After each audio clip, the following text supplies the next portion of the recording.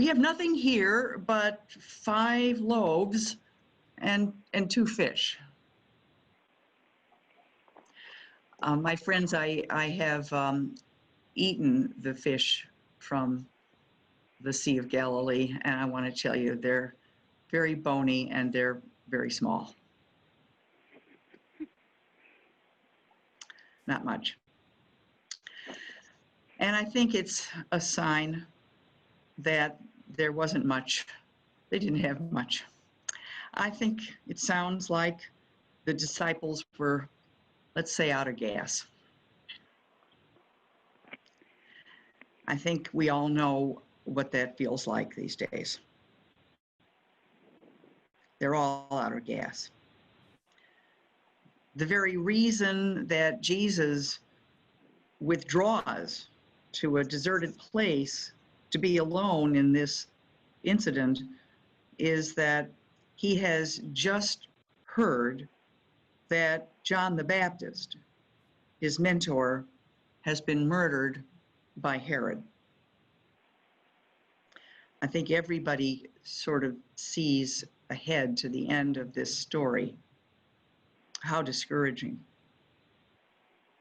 And just before Jesus heard that John the Baptist had been beheaded, just before that was the incident in chapter 13 in Matthew's Gospel, where Jesus goes to his hometown of Nazareth and tries to teach and heal people, and they reject him. I say, you remember this chapter. Isn't this the carpenter's kid? How did he get all this knowledge? What? And so he's no power. He has no power. He's unable to do any healing, and he leaves. How discouraging. So it's no wonder that the disciples feel that they have nothing to offer. And the disciples, they would love to send those people away because they feel that they can't feed them. Like the refugees, the huddled masses on our borders. We want to send them away because we're afraid that we can't feed them. So that is what I call human economics at work. The idea that there's only so much to go around, and whatever you get is less for me. And then the disciples show what I like to think of as human sociology. They ask Jesus to send the people away so that they can buy food for themselves. Buy food for themselves. Send them away so they can take care of themselves. Isn't that the way we do things? Just go out and get a job. Pull yourself up by the bootstraps. That's our belief in American individualism at work, our somewhat flawed understanding of America as a land of opportunity. But I'm sorry about that. That was a cheap aside. I just had to get it in there. It is not the point of the sermon. The point of this message is we have nothing here but. Because when Jesus sees what little the disciples have, the 5 loaves and the 2 fish, he says, bring it to me. Bring it to me. Now that is God's economics. Jesus takes it, blesses it, breaks it, and miraculously, there's enough for everybody. God's economics at work. So what is this for us? Where is the message in here for us? And first of all, we see and hear the Herods of our own day silencing the voices, heroic voices. And it seems to us that the powers of the world are too much for us, really overwhelming. we do not have enough.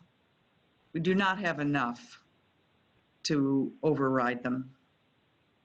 And you at St. George's Church, you have seen your ministry rejected in your own hometown. You see that your church is not growing. And there is perhaps an urge to hunker down by yourselves. And you think, we have nothing here but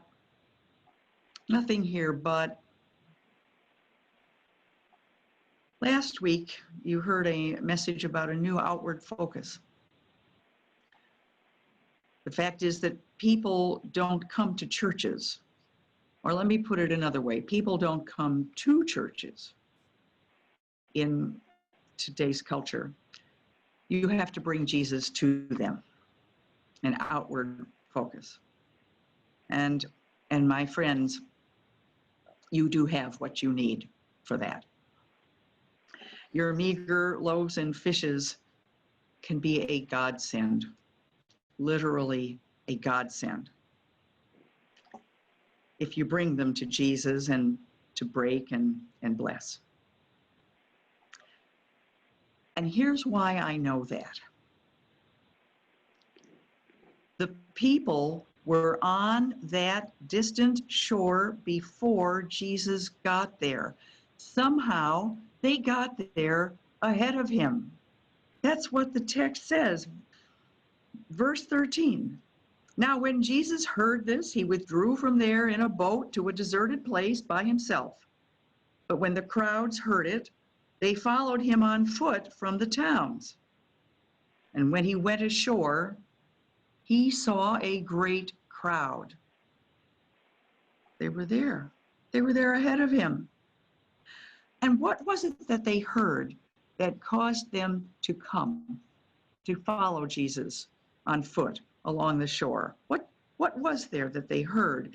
Was it that they had heard about John the Baptist? That Herod had snuffed out their hero? Did they follow Jesus because they wanted encouragement? Or was it what they heard, was it that Jesus had put out in the boat into the lake to a distant place? Is that what they were hearing? So did they go because they wanted healing? That's what Jesus did when he saw them. He healed them. Well, one thing or another, it does not sound like they heard that there was going to be some kind of a church picnic. Either way, they wanted Jesus. Either way, they wanted Jesus. So my message to you is that there are throngs out there waiting. And my question is, what are you going to do?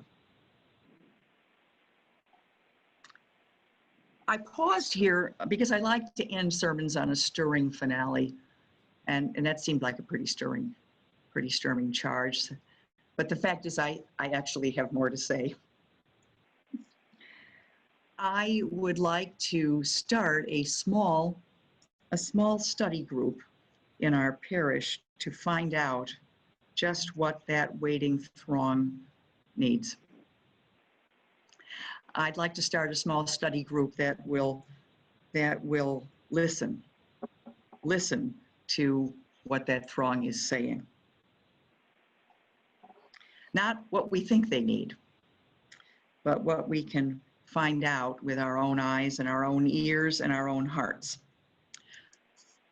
This kind of work, when completed, which will be completed by the end of the year, at which time I believe you will be having a new rector. I think that's what our time frame is here.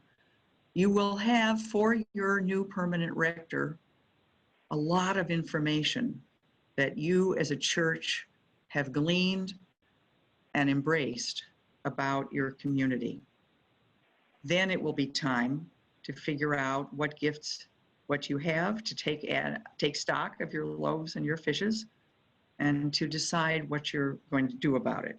But that's down the road, and that's for the next person who serves you, to help you with But I'd like to start this little group with a limited goal of getting to know what we can about that throng that is waiting for Jesus.